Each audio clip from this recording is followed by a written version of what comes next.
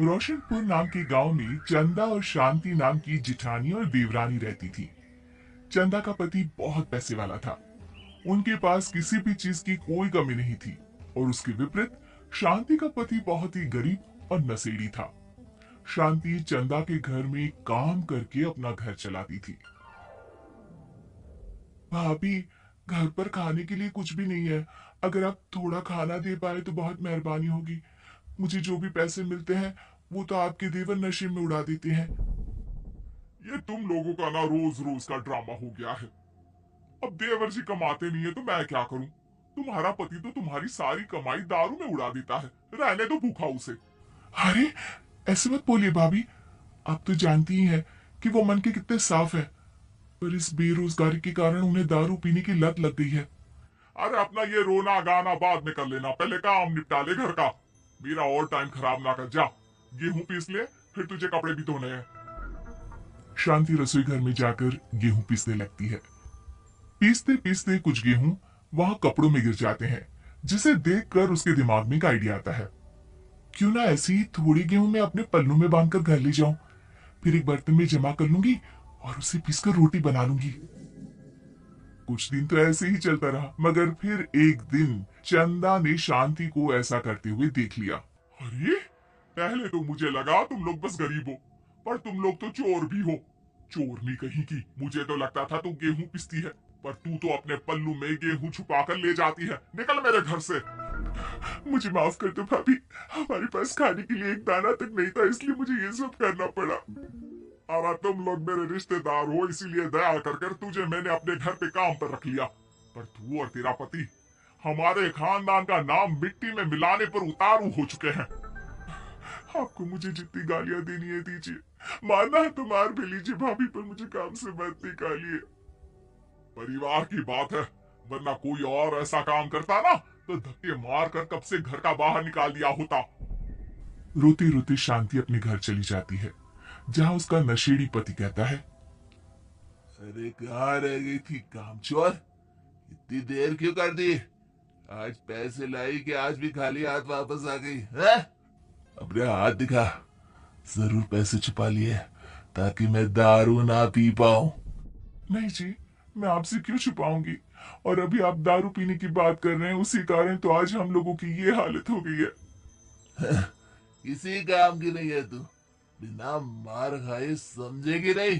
देख, अभी तेरे होश ठिकाने लगाता हूँ। रामलाल शांति को बहुत मारता है।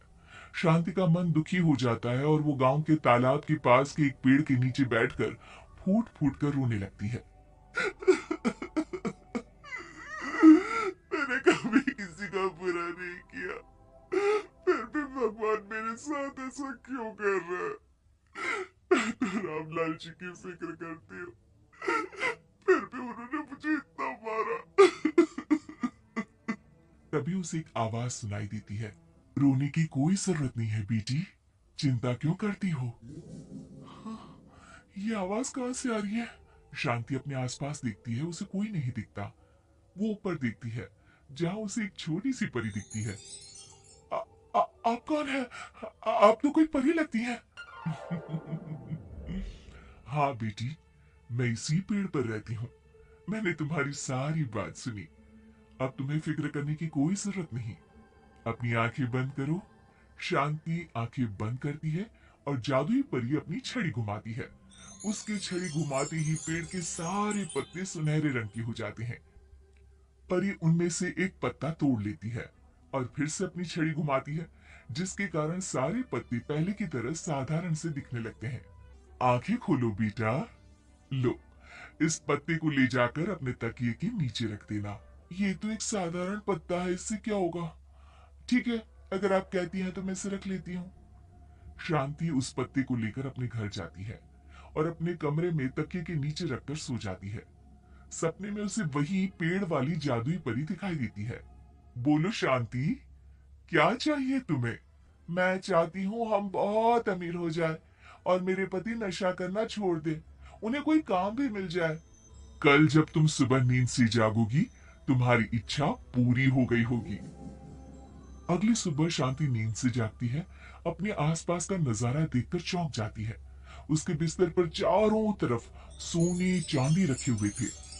हे भगवान, कहीं मैं सपना तो नहीं देख रही? इतना सारा सोना, वो भी मुझ गरीब के पास। रामलाल जी को बताती हूँ, वो बहुत खुश होंगे। शांति जैसे ही कमरे के बाहर जाती है, वो देखती है कि रामलाल सूट बूट पहने काम के लिए बाहर जा रहा होता है। मुझे शहर में एक नौकरी मिल गई है शांति, मुझे आने में देर हो जाएगी, घर का ध्यान रखना। और इस तरह शांति बहुत अच्छा जीवन बिताने लगती है। उसके पास अब किसी भी चीज की कमी नहीं रह जाती। रातों रात शांति के पास आए इतने पैसों को देखकर उसकी जिठानी उससे पूछती है, अरे क्यों रे शांति, कहीं बड़ा हाथ मारा है क्या? अचानक तुम लोगों के पास इतना पैसा कैसे आ गया? नहीं नहीं भाभी, ये सब तो जादुई परी के दिए हुए पत्ते का कमाल है।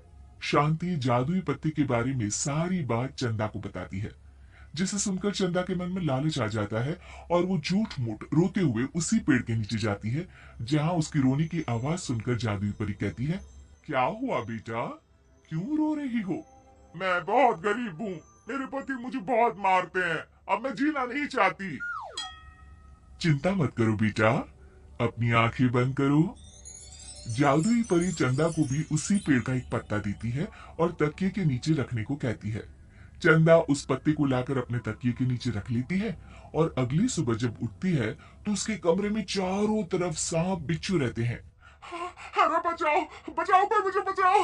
ये कैसा पत्ता है जिसे लाने के बाद उस गरीब शांति के पास तो इतना सारा सोना आ गया, और मेरे चारों तरफ ये सांप बिच्छू! अरे कोई बचाओ! चंदा अपनी जान बचाती हुई शांति के पास जाती है। चलिए भाभी, मुझे लगता है आपके घर में सांप बिच्छू को बस जादुई परी ही हटा सकती है। दोनों मिलकर जादुई परी के पास जाते हैं। ये सब तुम्हारे बुरे इरादों का नतीजा है चंदा। तुम झूठ मूठ बस पैसे के लालच के कारण यहाँ आकर रो रही थी, इसीलिए तुम्हें जादुई पत्ते ने उसकी सजा दी। अरे मुझे माफ कर दीजिए जादुई परी, मेरे मन में लालच आ गया था।